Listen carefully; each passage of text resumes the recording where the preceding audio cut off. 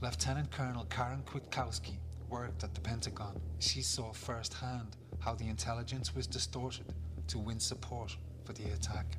The information in there drawn from fact, you could find bits and pieces of fact throughout, but framed, articulated, crafted to convince someone of what? Well, of things that weren't true. 911, Al-Qaeda related to Saddam Hussein, possibly some involvement there. The very things that a year later, President Bush himself denies and feigns his surprise. I don't know why everybody thinks that. We've had no evidence that Saddam Hussein was involved with the September the 11th. Well, I worked in a place where they concentrated on preparing this storyline and selling it. But what they're trying to do is have an Iraq that is a friend to us, not an Iraq that is liberated. This is total bogus. We never intended to liberate the Iraqi people.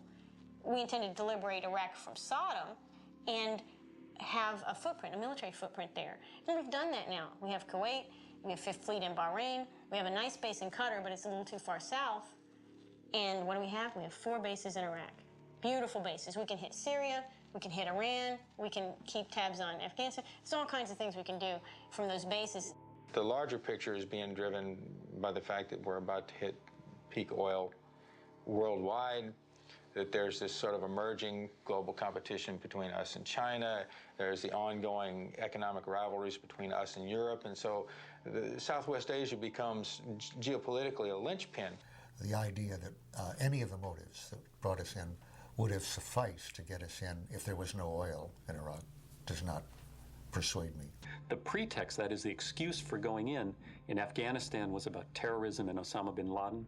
In Iraq, it's about weapons of mass destruction and Saddam Hussein. But in the end, neither one of those wars was really about those people or those regimes. It was about securing and solidifying American control over these incredibly important regions of the world. In this case, I was saying we've been lied into this as blatantly as we were lied into Vietnam.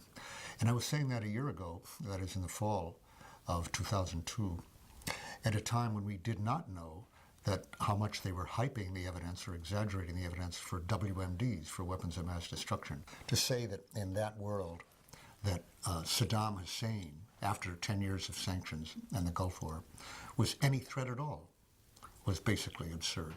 What you're saying is democracy doesn't matter in America, that this nation, the principles and values upon which we're built, simply is irrelevant. That the president is a dictator who can do anything he or she wants to do, regardless of the will of the people. No, informed consent of the people is a mandatory, not optional, but mandatory requirement on how we are governed and how those whom we elect to higher office operate in our name. They not only want to repeal, revoke virtually all of the progressive reforms of the New Deal and ever since, and really bring us back into essentially unregulated, non-unionized country that existed before the New Deal. I think they want openly to see the president, given the power that he was delegated, as virtually an open and undated blank check by Congress that simply yields to the president. They clearly are trying to repeal that aspect of our Constitution, which gives Congress that authority, which the founders wrote in order, as a result of debate, in order to limit our going to war, to make it harder to go to war, to put that in the hands of hundreds of people instead of one man. They saw the alternative as the attribute of monarchy they most wanted to avoid. I don't think they take seriously any merits or advantages to a country of a Bill of Rights, unless it's the right to bear arms.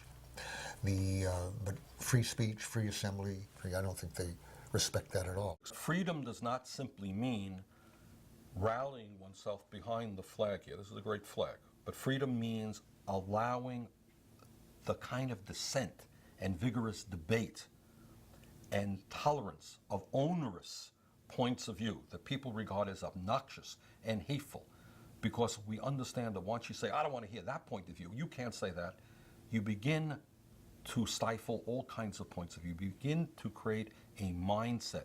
Freedom is a very delicate thing. It's a very delicate thing. between limiting people's intellectual growth or not.